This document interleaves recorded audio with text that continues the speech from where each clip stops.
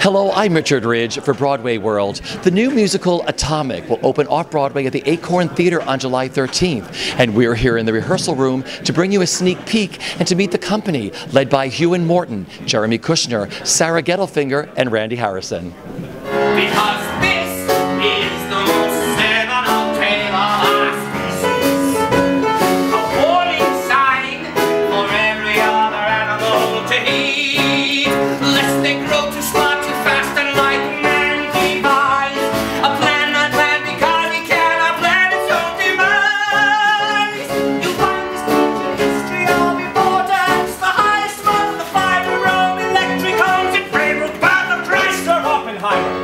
You brought me to this Gotham to let me play my part. I mean, you put me up in fine motels with Brits of shell, but so sit down and audience this tale I've introduced. And if by the time I'm through you've honestly deduced there's just one non-American I'd put upon your shelf, not patriots in lab coats, then I'll terminate myself.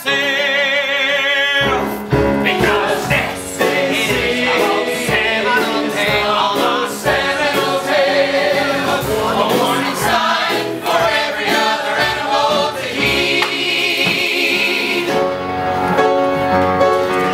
Well, here we are. Welcome back. Yes. It's nice What a to be fun back. little show. Thank Tell me you. how you got involved. Oh, actually, I'm really not sure. My agent called and said they want you to play Robert Oppenheimer in a musical about the atomic bomb, to which, of course, I scoffed. And then I read it, and I was like, this is quite good. I think it's okay for me to play such a seminal American character now, because I'm applying to become a citizen. Did you know that? Yes, I did. Congratulations. Yeah, they sent me a letter saying, yes, come in and do your fingerprints and your DNA, so I've got past stage 1, but now I cannot commit a crime because I'll be captured. So hopefully I'm good in this. Otherwise I'll be arrested for the crime of bad acting, bad accents. It's fun, it's a really good show, it's great to be part of it. I mean, the cast is amazing, Jeremy and Sarah. I've never worked with Sarah. I worked with Jeremy before, we did Chess down at Signature Theatre in DC, so it's kind of like coming home. And the crew, it's quite an Australian group. In fact, the writers, the original book writer is Australian and the music writer is Australian, so it's a seminal American tale told by a bunch of Aussies, which is kind of weird. Shows you how far-reaching American history is, doesn't it? So what's it like playing him or researching him? Well, you know, like anything, it's not completely true to history. I mean, it's, you know, it's a musical about the Manhattan Project, so there's going to be some straying away from the fact. So researching him was not always actually helpful, because Oppenheimer was kind of a miserable man. He was certainly very stoic. He was very tough. And, you know, that's hard to play for 2.5 hours on stage. So there's this character's lighter.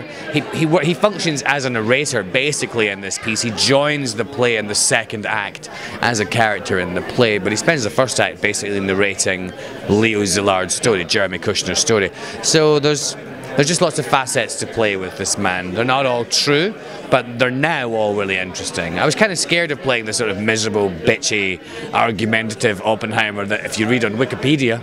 I watched this documentary on the History Channel about Oppenheimer, and they just made him out to be really just awful. I don't want to play that role. Yeah, so thank goodness he isn't here. Because Jonathan said the same thing. They're all just these stoic, you know, kind of men. Well, I mean, they were working on the atom bomb. I mean, I guess, you know, there's a scene in this play where basically they work really hard and then they drink really hard and they work hard and they drink hard.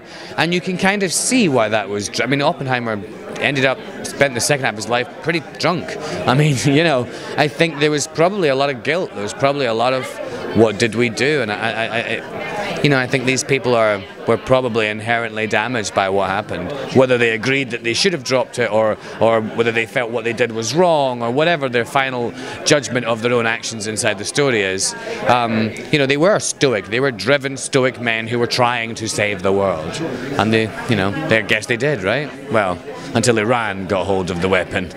And talk about what it's like working on a brand new musical. Well, it's been a while since I've worked on a brand new musical. It's a different, difficult experience. It's difficult because, you know, this workshopped in Australia. before it came over here. And it's a very different world, and it's a very different musical theatre world here. I mean, this is New York, and it's not, New York is not always kind, which I think is good, because it weeds out the crap. You know, so you have to work doubly hard here, and we are working really hard. We've made a slew of changes. Things are still changing, and you know, we go into tech in 7 days, 5 days. We have a long preview period, which is quite common for all new musicals these days, because musicals are expensive, and so you want to get it as right as it can possibly be before you open. I forgot how much hard work a new musical is. Much harder than, you know, going off and doing another Sondheim, or even, you know, anything that's been done before, because there's a framework with which to hang your hat on. There's not here, so it could go anywhere. And there's been a few fights, there's been a few debates, there's been a few arguments, because we all know our characters so well now, and we refuse to have them taken in certain directions. Not me. They think they're fucking with. We're not gonna take that shit. Sucker punch us with their bombs. We're gonna kick their asses to the rising sun. Sayonara, Tokyo Joe. You got no place left to go. There's no force greater than good old Uncle Sam. Gonna stand up for what's right. Defend our way of life. Right between the eyes, the stars and stripes will rise. Those common Nazi jerks will pay for messing with the USA. When our country calls, we stand proud and tall. Nothing's gonna get in my way. Gonna stand up for what's right. Defend our way of life. Hit right between the eyes, the stars and stripes will rise. You've no clue, my boss, he really put the national clash in my today. Even if I muster all your chutzpah, march right in, what could I say? So when you heard about this musical and you were up for it or whatever, what went through your mind? I actually was offered it. I read the script and I was like, oh, this is really, really fascinating material. And then I listened, they had some of the music, I don't know if it was from because it was done in Australia before, so I'm not sure if it was from the Australian cast, so I listened to some of the music that I was singing. And I was really excited because I've never sung this kind of music, in New York at least. And then I knew some of the other cast members attached, and I was like, I'm game, this sounds really exciting. Great cast. Great cast, right? Yeah. Yeah, they're wonderful. I went to school with Sarah back in the day. I love her. I love her, and you know what? She was such a huge star at our school. I was never in a show with her because she was always the star of the main stage, and I was like a supporting role in the workshop productions. But I'm so excited to finally get to work with her. She's so beautiful and amazing. Then you have Ewan, you have Jeremy, you have Jonathan. I mean, it must be so much fun creating a new musical with friends. Yeah, it's really, really fascinating. It's really fun. The cast is amazing, and I've only done one other new musical, like where I was a part of the creation of it. It's a crazy process. I mean, there's so many moving parts. It's really thrilling. Because that's what Ewan was saying. I mean, what's it like working on a new musical, especially something, this is sort of big but small but big. Yeah, it's weird. It's a big but small, but yeah big. It's hard. It's hard work. It's a lot of work, and you have to be quick on your feet, quick to learn music, quick to learn new choreography. You need to be willing to scrap everything you've worked on and restart. But this is a good group. I mean, we're all sort of collectively in it for the piece, for the making it the best it can be. But it's a lot of work, especially as someone who's used to doing plays, which can be a lot of work as well. But this is different. There's much more to learn. And talk about the role you play. I'm playing two roles. I'm playing Paul Tibbets, who was the head pilot on the Enola Gay, which was the plane that dropped the atomic bomb, the first atomic bomb, and Edward Teller, who was one of the atomic scientists in the Manhattan Project, one of the younger ones, and he was a Hungarian immigrant to America.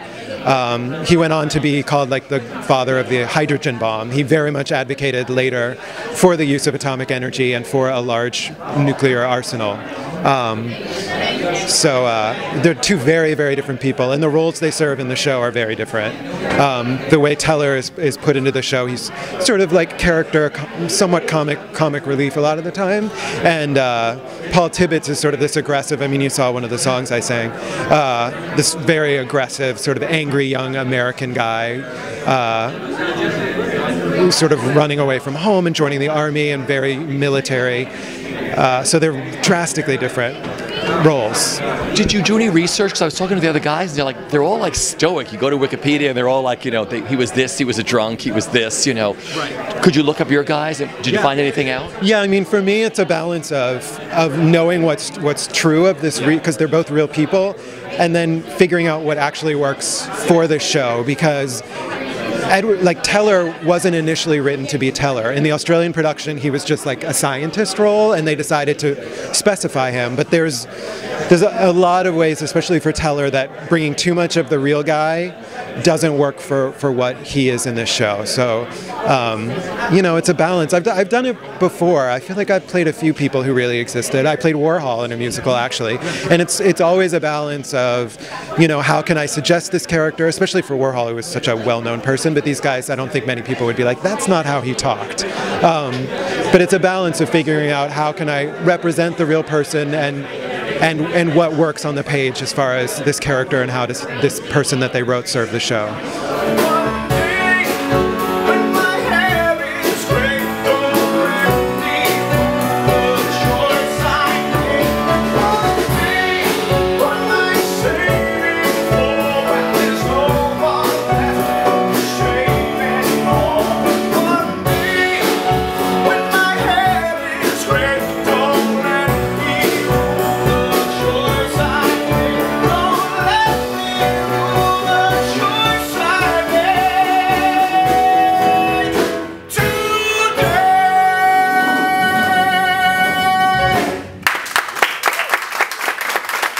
What was today like for you guys, opening the rehearsal room for an audience? Exciting and nerve-wracking. We're our point in the rehearsal process right now. We have a show, but it's great. We have this wall of scenes, and things keep getting moved, and so we're at a very exciting moment, and again, nerve-wracking, because we're sort of like, oh, now we're going to put some of this stuff in front of people. Okay, but I think that it's always, in this process, that's always sort of the moment that this inhabits. And I think that the energy that we got from you guys that were here and that we felt just doing it, I think was a really good step in the process. I think it really sort of will energize us to go to the next level and the next level, and I'm just really excited to get to the theater. So when you first found out about this, a musical about, the atomic bomb, what went through your mind? Well, lots of things. I mean, you're brave to do a musical about a bomb, right? So, but it's exciting. As I researched this specific character, Leo Szilard, he had such an amazing life. There's so many bullet points that you just go, it's like your mind is blown. The fact that without his inventions, without his patents, the atom bomb couldn't even exist. And then the fact that he would go so far as to trash his career by starting a petition to get them to stop using the bomb in Japan. He was also he was one of the first people to use radiation therapy to cure cancer on himself, and ended up doing it. It's like sort of mind-blowing. So I think as far as that goes, it was a really exciting and quite frankly a little bit scary character to take on. This is sort of bigger than life. And working on a new musical, what that means to you? Best thing in the world. I mean, if I could just do this every day and get to create new stuff every day and work with amazing writers and amazing directors and amazing actors. Our cast is so, it's a dream cast. So it's incredible. I love this moment. I love getting to create. Let's talk about your cast. A lot of your friends in this show, right? Tons of friends. Some new, some old. Ewan and I haven't worked together since Chess, but I would sweep floors in the in theaters that he worked at. Getting to work with Sarah, I've known of Sarah for a long time. I never gotten a chance to work with her. And she's incredible and has the biggest heart and not hard to look at.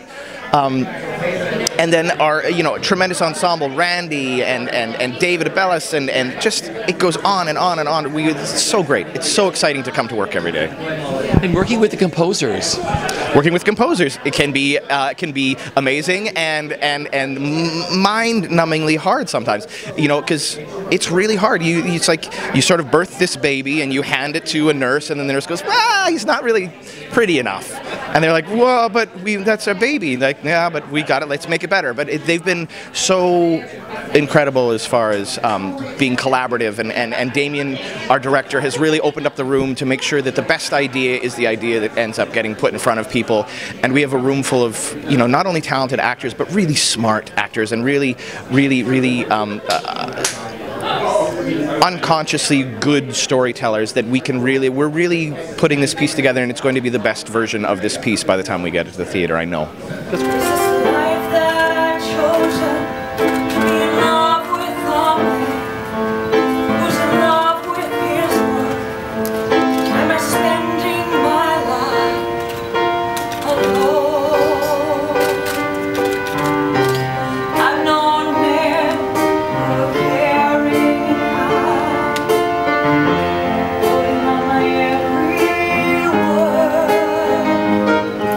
Talk about the number that you sing in the show that we saw today.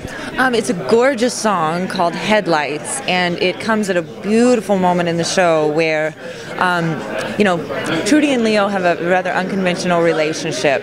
They are madly in love with one another, but they are ultimately scientists first. Leo obviously is working on the atomic bomb, and Trudy is a very, renowned pediatric surgeon, and part of the reason why they love each other is because they know their work comes first. But we see this gorgeous moment where she's incredibly vulnerable, and we don't see the brilliant woman who is, constantly living her life, keeping feelings separate from what she needs to do to get through the day.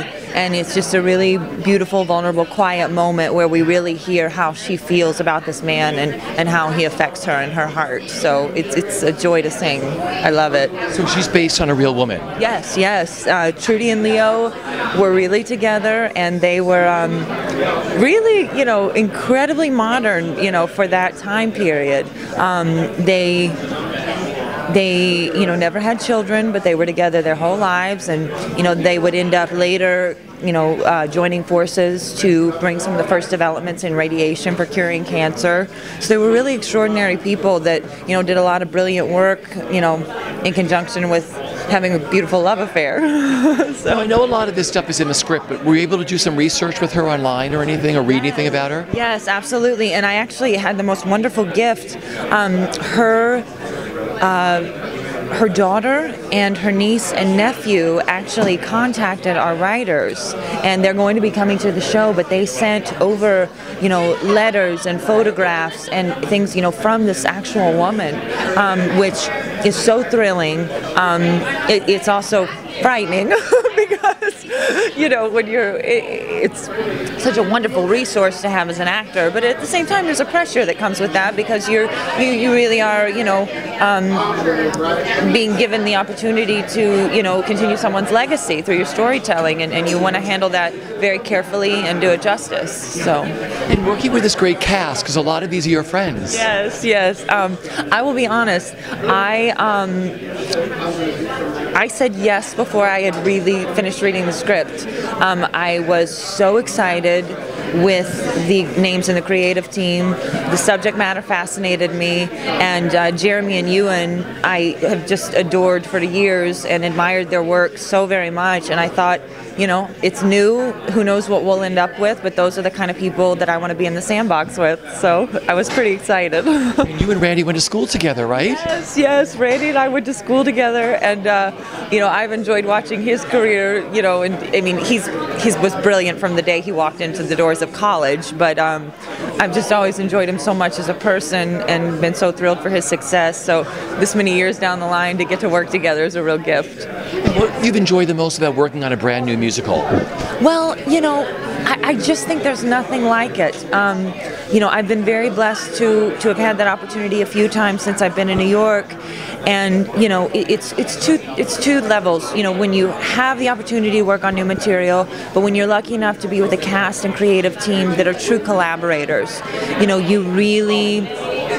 you just get to be involved in the blueprint in a different way that you don't experience if something's already been established. You really get to put your mark on it and have a connection to that character in a way that only comes with building it from the ground up. I miss my mama and the smell of her lasagna, and my father with his keep your big mouth shut. I hope someday I can get back that way and to see them both again. But in America, amore,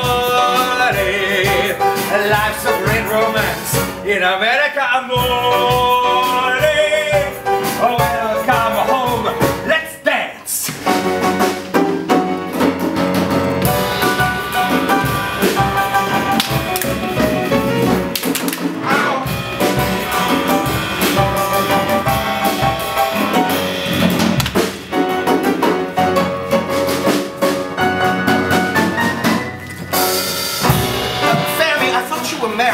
Oh, yes. So here we are in the rehearsal room. How cool was this for you today? It was actually a blast. We've been just at it and at it and at it with no one except us seeing it, and the response was really great. It was really great. So yeah, I think we're all feeling like, oh, we maybe have a show. Talk about who you play and what the whole musical is about. Sure. Well, the musical is about, I play Enrico Fermi, who is the Italian Nobel Prize-winning physicist who is instrumental with Leo Szilard in creating the atomic bomb. We've sort of taken a little bit of departure in terms of we really are playing up his Italianness and turning him into a bit of a character, which is a lot of fun.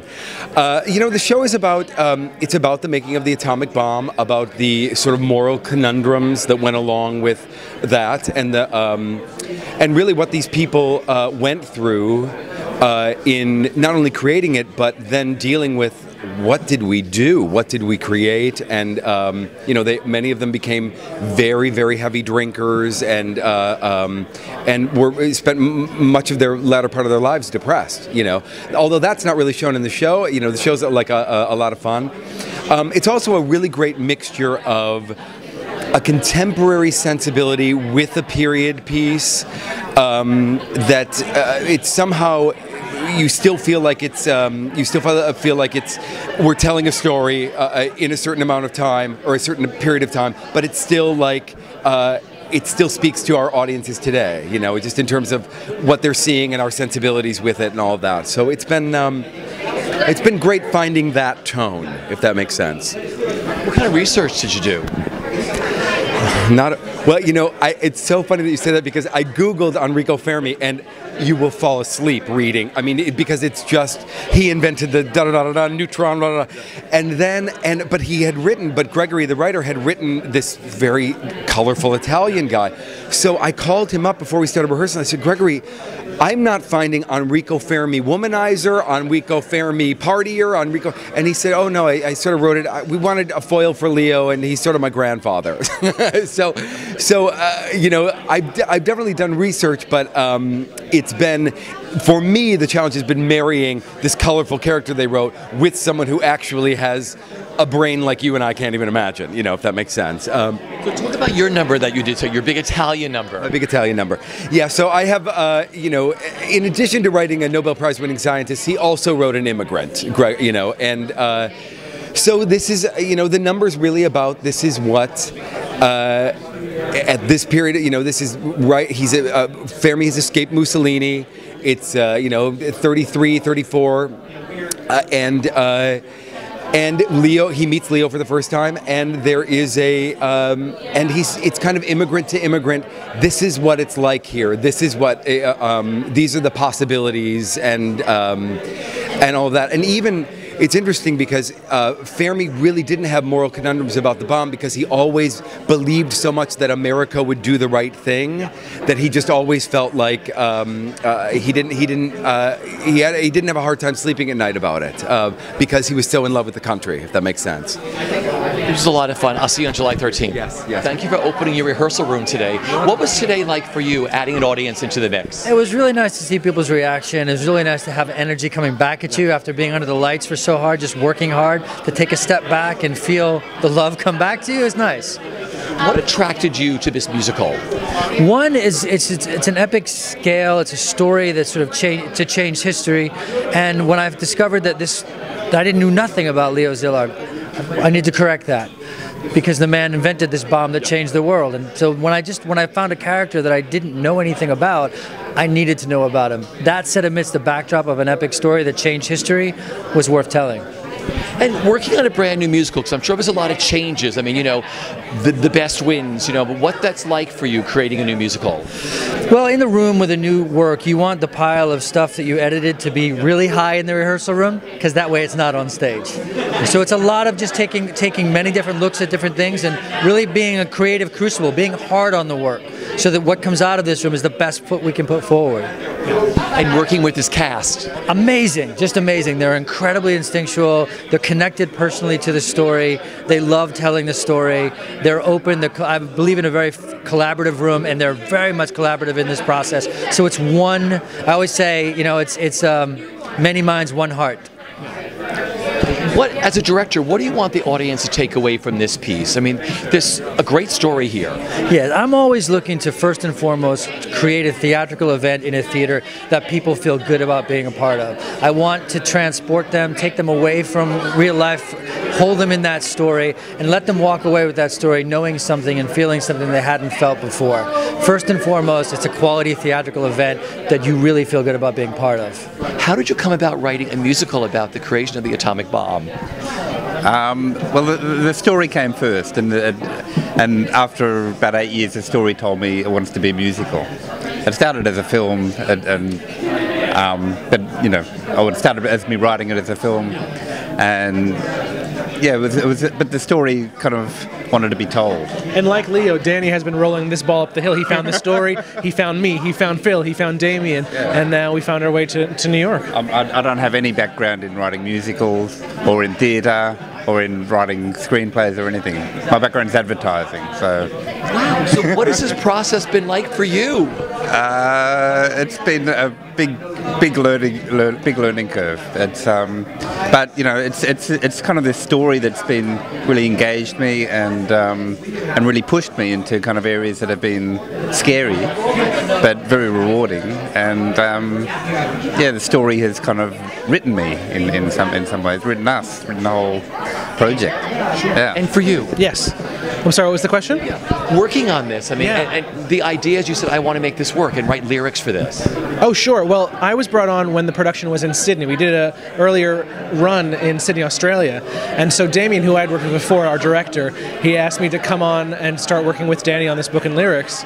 And of course you think, not another musical about the atomic bomb, my God. There are so many. That's right. Countless just this summer alone. But no, an original musical is always an exciting proposition. It's always wonderful to see anybody who gives a damn about doing anything like that, especially on something so substantial. And so many of the questions when I got to Australia were, do you think New York would be interested in this? And I thought, I know the New York audience. They want something to sink their teeth into. And they want ambition. And this story had it all. It's the story that wasn't told about something that was done in these buildings, right around them, and affected the entire world. Yeah. So was it easy to sort of write lyrics for these characters? Is it all character driven? Did you do research on the characters first? Did you just take it from the book? How did you sort of work on writing the lyrics? Well, we had both done the lyrics, and Danny had a really great hold on. Phil had this kind of rock aesthetic, and so there's some songs that have, like you'll hear, like One Day and Greater Battle, and they have a real kind of beautiful imagery to them. And then kind of when I came in, we worked on some pieces like Fermi's song and Oppenheimer's song, right. and separate characters and kind of what their voice and what that does differently, and their world that opens up the show's world a little bit, you know, beyond just Leo. That was kind of one of our first challenges dramatically. Sure. Yeah. Now coming to New York, Dynamite cast. I mean, what a great cast. Do you write for them in mind now? Have there been a lot of changes with the show during this process in New York? The cast have been very involved in you know, telling their story. They kind of tell us what they need. You know, if it's not there, we give it to them. Yeah, it's very, very collaborative. I mean, you know, if someone tells me I'm doing the wrong thing, I say, yeah, I don't know how to do this. You're telling me how to. You're showing me. I'm an empty vessel, and no, it's the whole process all the way through, long before it came here, but continuing here as well has been totally collaborative.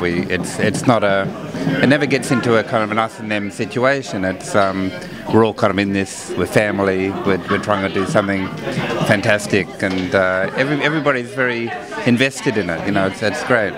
And what's it been like for you? Well, I think we're standing on the shoulders of two casts, the Sydney cast as well. Their contributions, as well as the New York, can't be overstated. Just the way that, because we're juggling so much with the story, between the science, between the history, between honoring, trying to get this extremely complex idea ethically out to this audience through song. And so the way that they're able to kind of make sure that their journeys are real and honest, it can't be overstated what a great contribution all those actors and actresses have made on the piece itself, really. This was a lot of fun. Thank you for opening your rehearsal room. My pleasure. What was it like for you guys today, having an audience here? Oh, it was really thrilling. I mean, we were watching everybody's expressions. We were standing over there because we've been living with these songs for so long. To actually see people responding and tapping away and applauding, it was really wonderful. It was So how did you get involved with this? Take me back to the beginning of how you came to write the musical. 2.5 years ago, Danny Gingiss, the other writer, came to me with the book, and he said, try to have a look at it. What do you think? And I said, well, you know, it's a big job. It's a musical about the atomic bomb. How do you write songs for a song like that? So we talked about it, and then we thought, well, you could either go klezmer and 40s and 30s, but then it's about the atomic bomb. We got to do something big, you know. So it's a rock musical. So that's my forte, is rock music. So this was already done in Sydney, right? You had a production there. Yes. So what did you learn from the show there? Well, you learn from what works and what doesn't work with an audience, and you know, each performance and each audience is different, and the Australian audiences are not as attached to this story as American audiences. So we felt that we brought it over here, we started workshopping it here, we realized that we needed to make the story a little bit more, it was much more for an American audience. And working with this cast here in New York. They're amazing, all of them. I mean, you sit down and you hear about their credits and what they've done. It's like, wow, we're working with this person and that person.